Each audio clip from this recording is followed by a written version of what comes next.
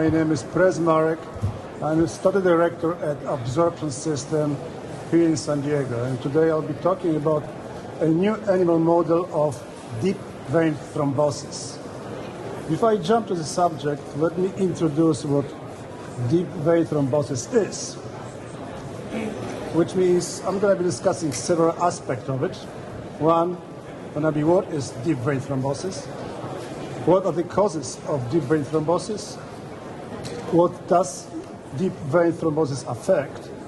What are symptoms of this disease and what are complications of it? And at the very end, how can we treat it? And the reason I'm talking about everything because our company studies novel devices and drugs. We help develop many companies to work on experimental stage devices, and recently we were asked multiple times, do we have a nice model that could be tested, devices as well as drugs? And turned out it wasn't so easy. But let me come back to the first question, what is deep vein thrombosis?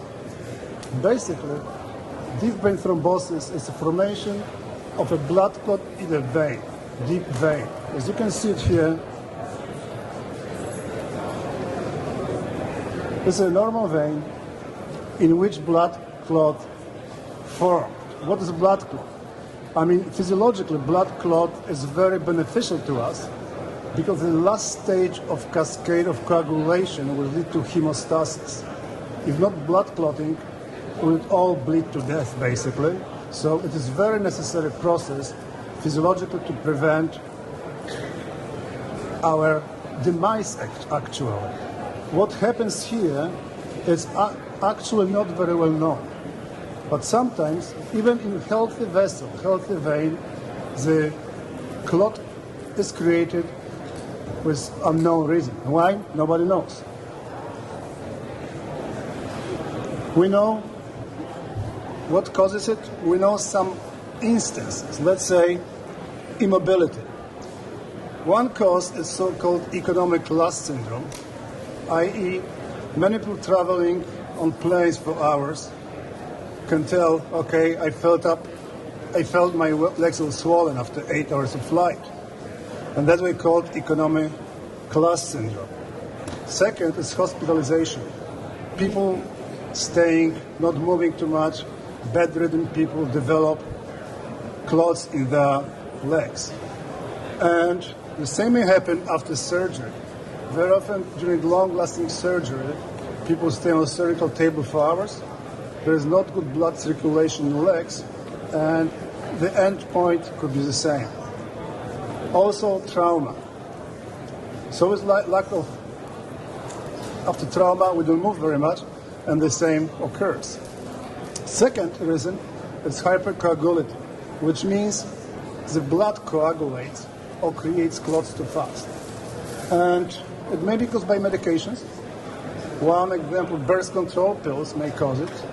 Second, chemotherapeutics, drugs against cancer, they may produce the same effect. And estrogen and smoking is considered as one of main reasons for occurrence of deep thrombosis. Also, genetic predisposition. I mean, I will leave this one without comment. What happens, it happens. Genetics, there is nothing we can do about it. And the last one, trauma to the vein. It happens during fractures, bruised legs, accidents. All of them may produce deep vein thrombosis.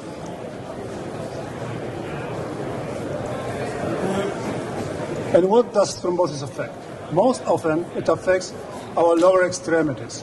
One extremity, left leg, is affected by thrombosis, most likely somewhere in the groin area, because you can see the leg is it's swollen and shows different color.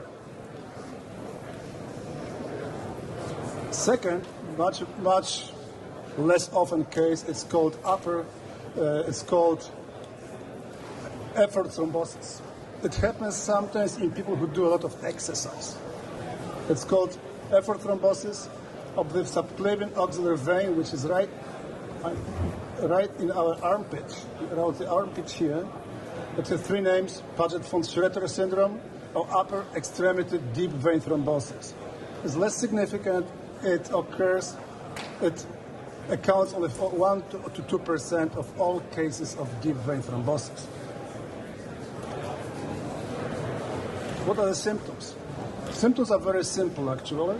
It's pain, swelling, warmth, and redness.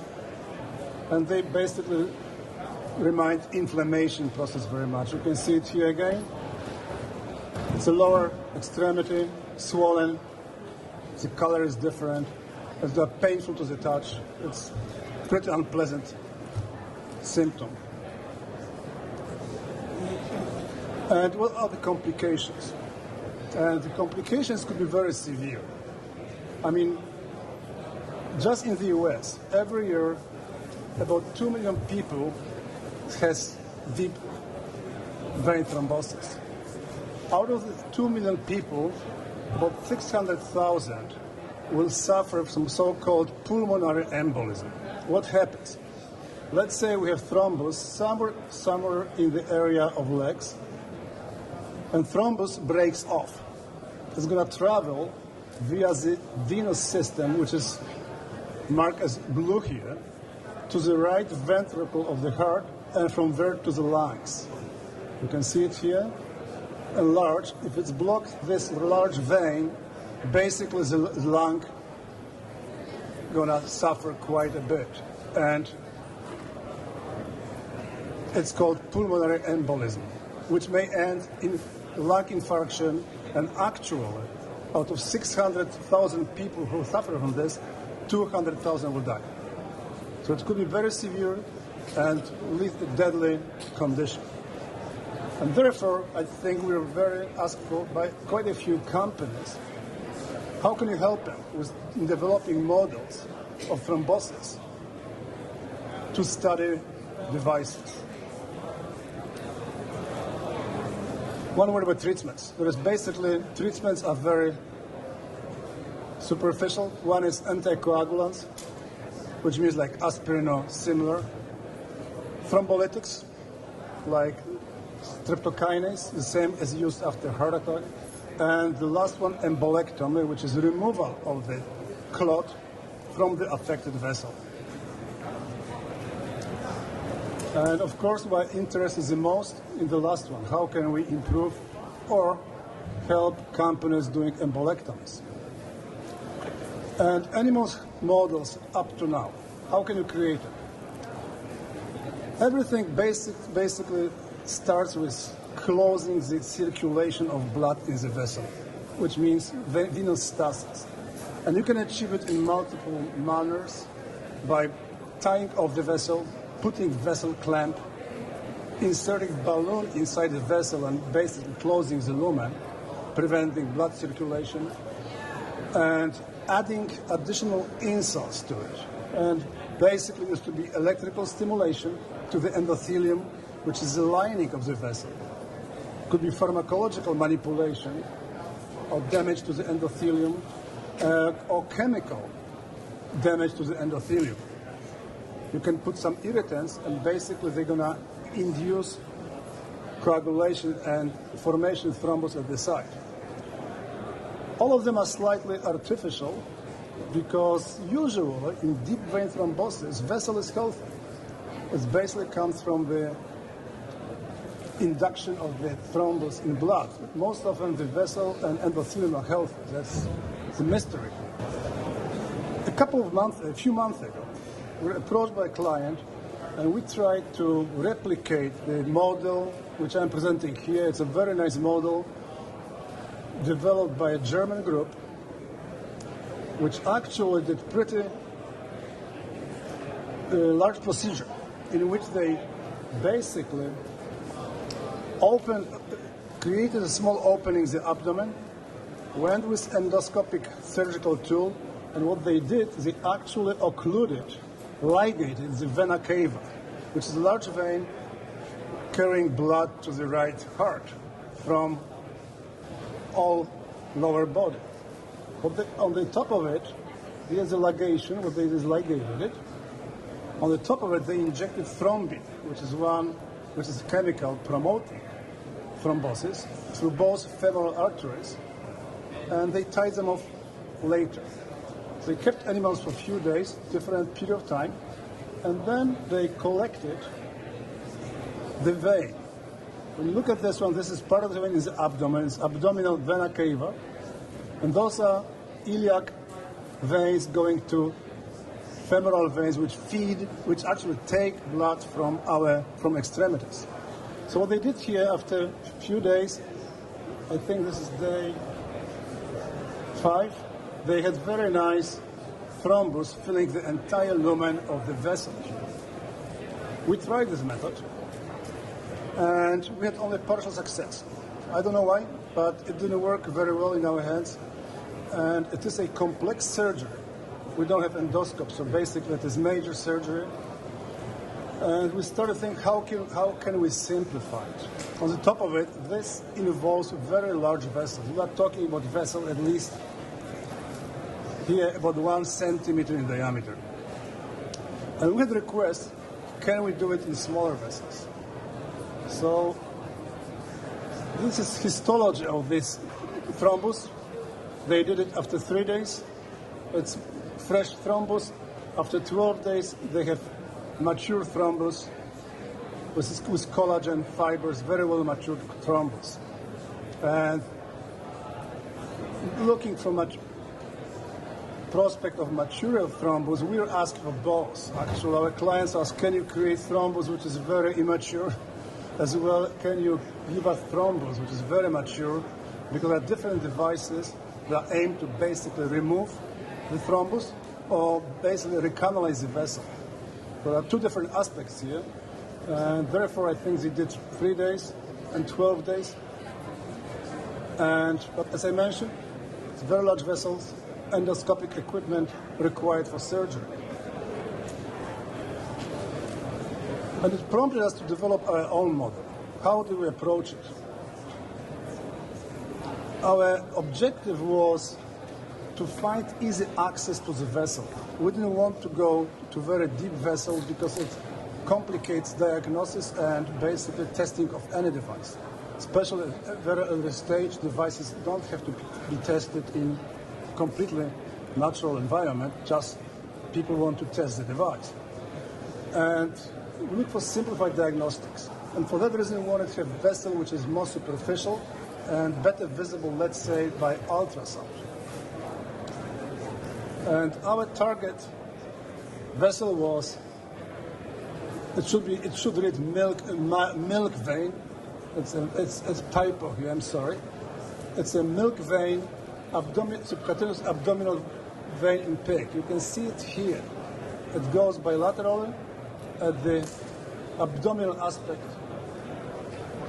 at the abdomen, and it's pretty sizable vessel, and as you can see it here, very well visible, very superficial. So what we decided to create thrombus in these vessels.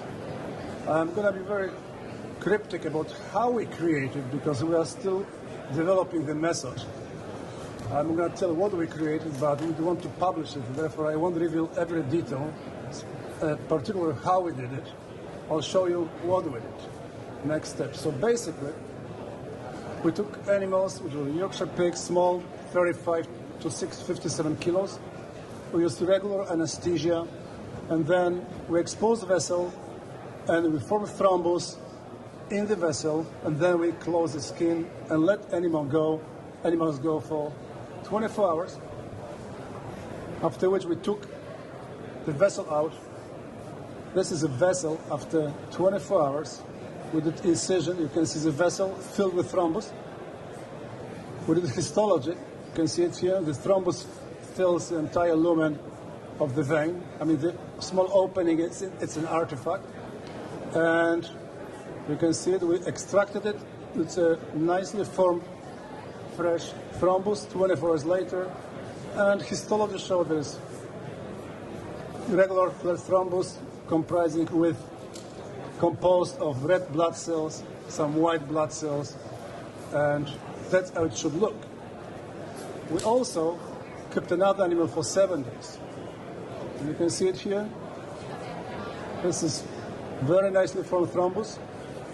You can see it here still in situ.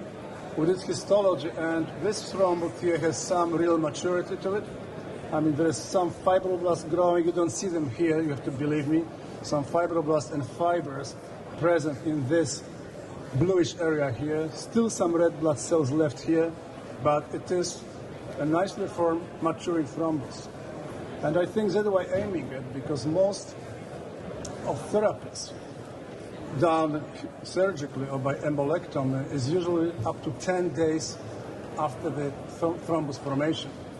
So we're very happy to see it, because, you know, this vessel is about 5 millimeters in diameter in some places, and it gives us very nice opportunity to test any novel device. Actually, we can, you know, consider it very superficial. You could actually go with the device and visually observe how does it work without, you know, requiring special diagnostic tools, complex MRI visualization, or tools like this. And that's what I said. This model provides very easily accessible thrombus, and maturity of the thrombus can be controlled. We are working on it.